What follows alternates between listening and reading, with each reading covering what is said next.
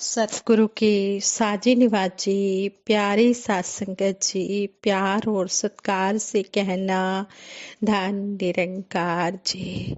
सात संगत जी सतगुरु माता जी का हर पल शुक्राना करते हैं और सतगुरु माता जी के लिए ये दासी दो लाइनें भी रख रही है। तुझसे ज्ञान उजाला पाकर मेरा हर दुख दूर हुआ। तुझसे ज्ञान उजाला पाकर मेरा हर दुख दूर हुआ। मिल गई खुशी दुनिया भर की, जीवन नूरो नूर हुआ। मिल गई खुशी दुनिया भर की, जीवन नूरो नूर हुआ। सतगुरु की कृपा से जब हमें ज्ञान रूपी उजाला मिला तो हमारे जन्म मरण के सारे बंधन सतगुरु ने काट दिए।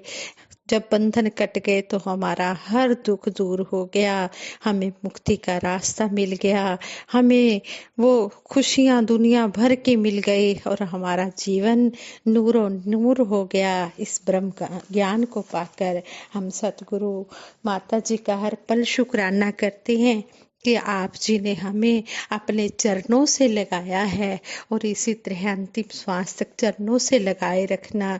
यही अरदास है सच्चे पातशाह, सभी को अपने चरणों में जगह देना।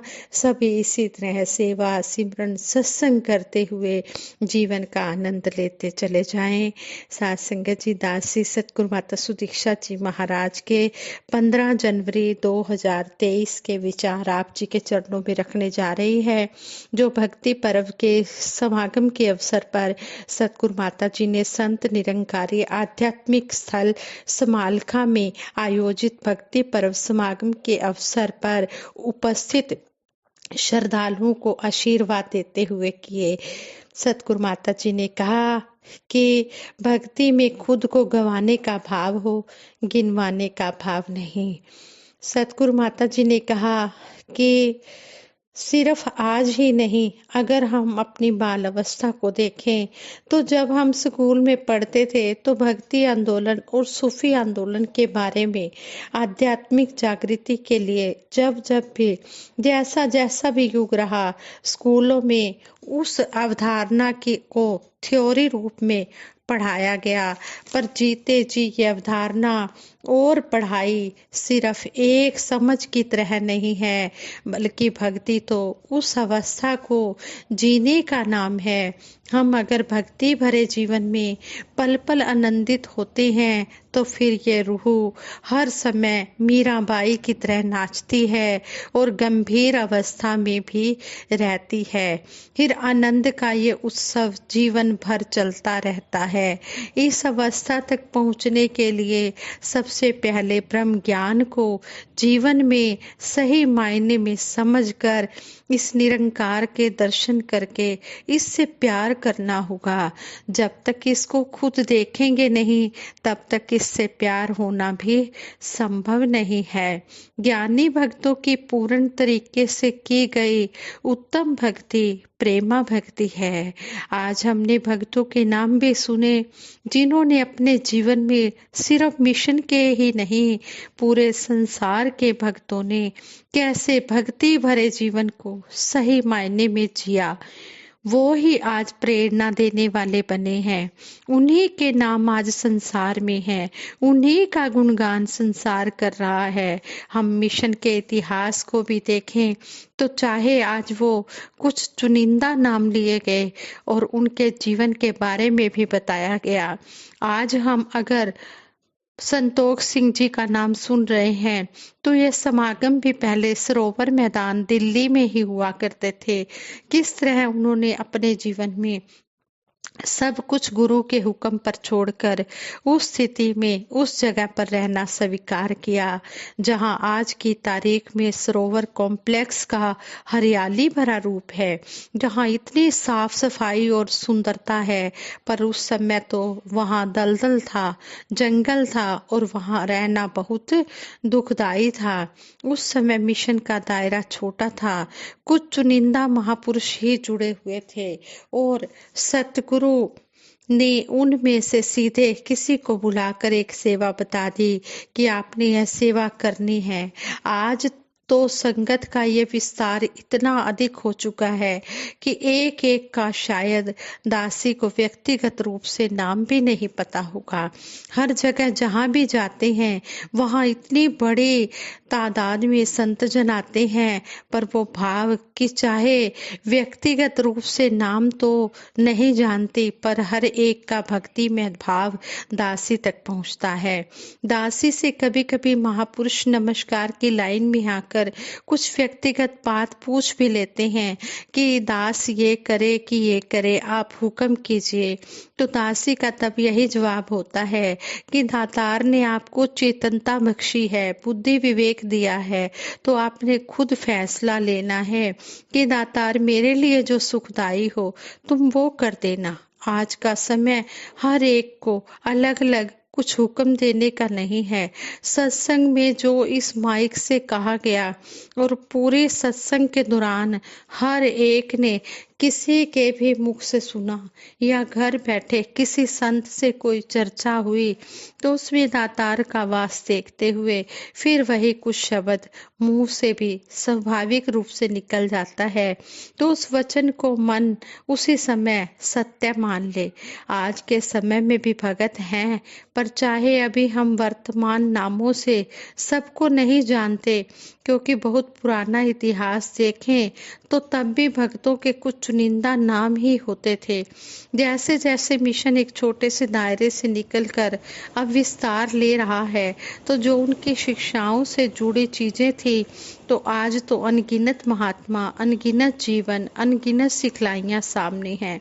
सिखलाई चाहे हम राजमाता जी के जीवन में भी देखते थे कि कैसे एक पूरी संगत की माँ, सतगुरु की माँ और अपने जीवन में गुरुओं के साथ अलग अलग रिश्ता, माँ पत्नी या चाहे जो भी रहा हो, पर अपने आप को उन्होंने भगत के रूप में ही रखा।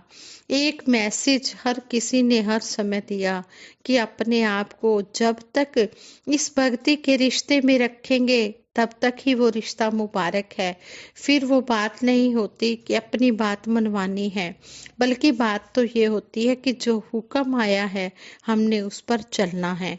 एक वो बात चतुराइयों चालाकियों वाली नहीं कि अभी अगर सत्संग हो रही है तो बस एक कोशिश कि किसी तरह नजर पड़ जाए तो नमस्कार की चलती लाइनों में जोर से कोई जयकारा लगाकर, तो कोई कुछ लगाकर कि एक ध्यान बटे और दासी की नजर उन तक पहुंचे, या इसी तरह का कोई और अलग तरीका अपना लिया जाता है।